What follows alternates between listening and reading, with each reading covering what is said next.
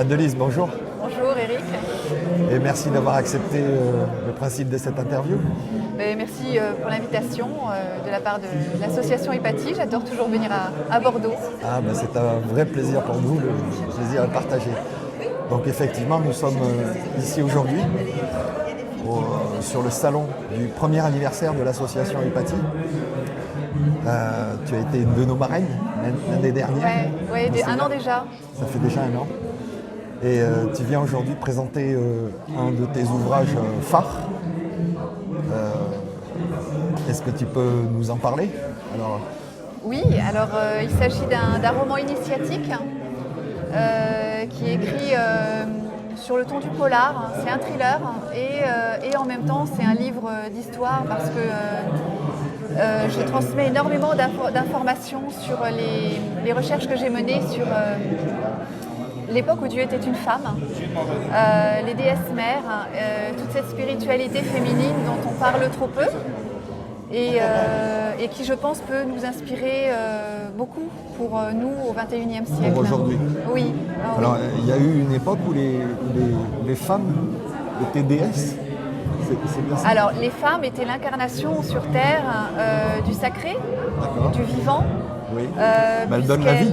Voilà, elles étaient les matrices. Et oui. Elles étaient les matrices et à cette époque-là, on vénérait non pas une déesse anthropomorphe, mais en tout cas une magna mater, une grande mère, qui était la création. Un principe féminin, on pourrait dire. Alors, plus on remonte loin dans le temps, plus on se trouve plutôt dans une androgynie primordiale, l'équilibre parfait en fait. Oui. Et puis, plus on revient vers nous, plus évidemment la séparation entre sexes s'est faite dans les panthéons,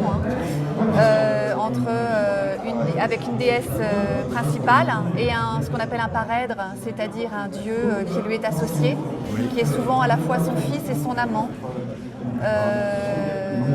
Cette relation étant organisée sur un cycle de saisons, c'est-à-dire que la déesse met au monde son fils.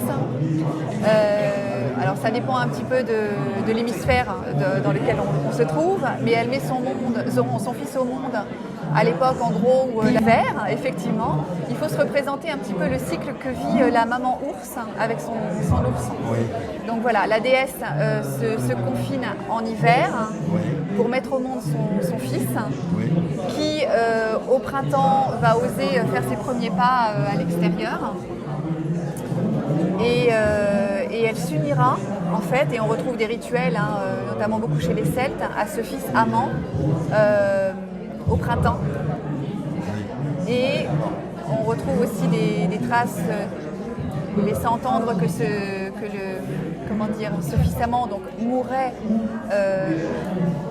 mourait au moment de l'été, à la fin de l'été. Et c'est aussi une période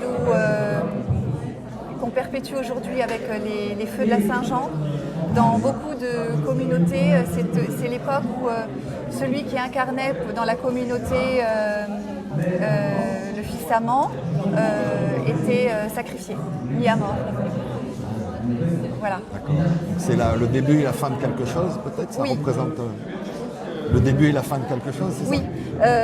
Eh bien, en fait, dans ces communautés, la prêtresse humaine incarnait sur Terre donc, la déesse, la grande mère. Elle incarnait toute sa vie ce principe-là. D'accord. Et chaque année, elle changeait de roi, de jeune roi éphémère, le roi annuel. Oui. D'accord. Et alors, c'est un roman? Et alors oui, pardon, on est déjà parti loin. C'est très bien. C'est un roman, vraiment un roman initiatique. Donc il y a beaucoup d'aspects historiques, mais aussi on est très emporté dans l'histoire parce que je voulais en même temps initier à tout ce qui est cette reliance intime au féminin sacré. Oui. Et quand je parle de féminin sacré, je parle de la partie sensible et intuitive de chaque personne. Ça touche autant l'homme que la femme. Voilà, donc il y a vraiment les deux héroïnes sont en quête, elles mènent une enquête réelle, mais en même temps elles sont en quête personnelle et elles vivent réellement quelque chose de très profond en elles. D'accord. Et alors, tu as écrit cet ouvrage il y a combien de temps? Alors celui-là, j'ai mis quelques années à l'écrire. En fait, plusieurs fois j'ai cru qu'il était terminé et la vie me faisait vivre des expériences qui m'ont fait reprendre l'ouvrage. Et il a été réellement, j'ai mis un point final à l'hiver 2017 et il a été publié donc à cette période-là. Et après, c'est ce que j'expliquais hier, malheureusement j'ai eu de gros problèmes de santé. On va dire que j'ai vécu une période initiatique, une nuit noire. Et donc là je reprends l'écriture, mon travail d'écriture depuis quelques mois seulement et je suis actuellement sur un essai historique. Et une fois cet essai historique terminé, je passerai au tome 2 de ce roman. D'accord. Je veux continuer à utiliser la forme du roman parce que les essais historiques sont formidables, ils sont très riches en informations, mais ils parlent au cerveau, oui, au mental. Oui. Et le roman initiatique, lui, fait vibrer les cellules. Il parle à l'émotionnel peut-être. Oui, et on intègre corporellement. Oui, oui. Et voilà, là, je pense qu'il y a pour assez de apprendre, thérapeutes souvent on ici dit qu'il faut un peu d'émotion pour apprendre. C'est ça, il faut l'incarner en fait, l'incorporer. Et j'ai envie de te demander qui était la Delise enfant. Ah. Est-ce que je peux? Ah oui, qui était la Delise enfant.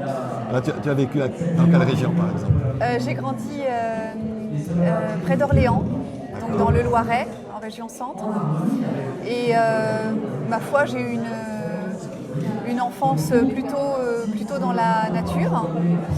Et j'ai passé beaucoup de temps dans les forêts, à construire des cabanes et à faire, je ne sais même plus quoi, à observer des fleurs.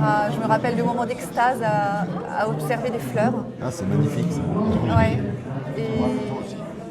Et voilà, j'ai retrouvé des écrits. J'ai retrouvé des petits écrits que je gribouillais notamment au dos de livres genre Bibliothèque Rose. Hein. Ouais. Je ne m'en souviens pas, mais a priori à l'époque j'échangeais avec des êtres ah, c'est formidable.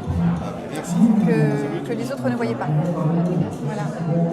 On dit qu'il y a beaucoup d'enfants qui voient des choses que les adultes après ne voient plus.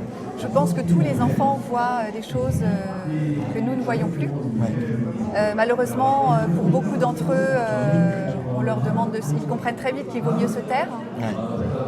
Et ceux qu'on laisse parler, qu'on laisse faire, deviennent c'est ce que j'ai fait avec mes enfants, des ados assez passionnants. Donc tu as des enfants? Oui. Alors ils doivent être fiers d'avoir une maman comme toi. Je peux leur demander. Bon, enfin après. On dit souvent, je me souviens d'une phrase dans le roman de Peter Pan qui disait, et ça m'a marqué à moi aussi, les faits cessent d'exister dès l'instant qu'on ne pense plus à elles. Et oui. Ouais.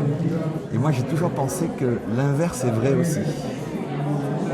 Quand on commence à penser aux faits, moi je pense aux anges, oui. Eh bien ils se manifestent. Bon. C'est vrai. C'est vrai. Et en même temps, ils sont aussi capables de venir nous tirer les oreilles ou les orteils quand on dort. Et encore faut-il savoir les entendre. Ouais, oui, c'est vrai. Bien, Adelise, je vois que sur ton stand, tu as d'autres ouvrages. Oui. Je croyais que tu n'en avais qu'un, mais je vois qu'il y en a beaucoup. Non, parce que j'ai effectivement traversé une nuit noire de l'âme, mais je n'ai jamais arrêté mes recherches. Ça, Dieu sait que je les ai continuées. Et j'ai aussi continué à travailler avec la maison d'édition dont je fais partie. C'est une maison d'édition associative qui s'appelle Rêve de Femmes. Je montre un exemplaire, voilà. Là, mais il y en a beaucoup. On est au numéro 49, là c'est le dernier, non? Là, Non, le dernier est là. Donc ça c'est une revue dans laquelle je tiens une rubrique récurrente qui s'appelle Retrouvons la mère universelle. D'accord. Et j'ai aussi, alors là je ne l'ai pas parce qu'il est épuisé, cette année j'ai écrit dans l'agenda lunaire de Rêve de Femmes l'agenda lunaire 2020, tout ce qui était page de reliance aux fêtes païennes, c'est-à-dire aux énergies liées aux saisons. Les fêtes païennes, Beltane, Samin, etc. Et puis j'ai aussi écrit tous les paragraphes qui permettent au fil de l'année aux femmes qui utilisent cet agenda de se relier aux énergies des pleines lunes. D'accord. Voilà. D'accord. Et alors cette revue, elle est distribuée en kiosque Alors ou... non, sur le site de Rêve de Femmes essentiellement et chez quelques revendeurs. Oui. Alors on va mettre sur la description de la vidéo, on va mettre le lien de cette revue, s'il y a des téléspectateurs qui veulent s'abonner. Oui. Et puis également, alors ton livre... La particularité, la maison d'édition, depuis ce numéro-là, alors je le montre parce qu'il est épuisé en version papier parce qu'il a eu un succès fou. Nous parlions des sorcières d'aujourd'hui. C'est vraiment un thème qui a résonné chez beaucoup de personnes. Et Rêve de Femme, en fait, arrête le format revue depuis ce numéro-là et va se consacrer à des livrets et des livres, donc plus épais, plus denses, à partir de ce roman-là. Et continuer toujours les agendas lunaires. Il existe un site internet Et il existe un site internet. Donc en fait, nous ne sommes pas distribués parce que nous n'acceptons pas la destruction des invendus. Et donc tous nos numéros, sauf celui-ci, quelques-uns qui sont épuisés, tous nos numéros, évidemment les thèmes restent toujours d'actualité. Ouais. Là, tu vois celui sur lequel tu es, on a un dossier sur les expériences de mort imminente. Ah, et aussi le fait de toutes ces femmes qui souhaitent donner naissance en conscience et en fait reprendre leur liberté par rapport à la médecine traditionnelle au moment de l'accouchement. Oui. Donc tous ces numéros-là, on peut les commander sur le site internet de Rêve de Femme. D'accord. On mettra le lien en description pour nous. De la vidéo. Et alors pour ton ouvrage, ton roman, Le réveil de la déesse, livre 1, donc forcément on imagine qu'il y aura un livre 2. Voilà. Et tu l'as dit tout à l'heure, où est-ce qu'on peut se le procurer? Est-ce qu'il est en librairie? Non, pareil, c'est toujours Rêve de Femme. Donc soit directement auprès de moi, soit sur le site de Rêve de Femme. D'accord. Et il est aussi sur Amazon. Si vous êtes très pressé, utilisez Amazon. Sinon, prenez le temps de faire travailler le réseau direct. D'accord. Alors moi, je l'ai acheté l'année dernière. Je ne l'ai pas encore lu. Parce que j'ai un stock de livres à lire qui dépasse l'entendement. Je connais ça, ma capacité. Ouais. Je vois. Mais ce que je sais, c'est qu'il y a quelques membres de l'assaut qui l'ont lu et qui ont vraiment été ravis et passionnés de ton ouvrage. Donc j'invite tous les spectateurs à commander ton ouvrage qui est... Une précision quand même, moi j'ai remarqué, parce que j'ai eu beaucoup de retours de personnes, c'est un livre qu'on ne peut... On sait quand c'est le moment de le lire et il faut être à l'écoute de ça. Il n'est pas anodin. Voilà. Donc, il y a des livres comme ça. Oui, et c'est peut-être pour ça qu'on attend avant de les lire. Oui, tout à fait. Peut-être d'avoir le bon moment. Ouais. Bien. Adèle, je te remercie beaucoup. Merci à toi. Et bon salon. Merci.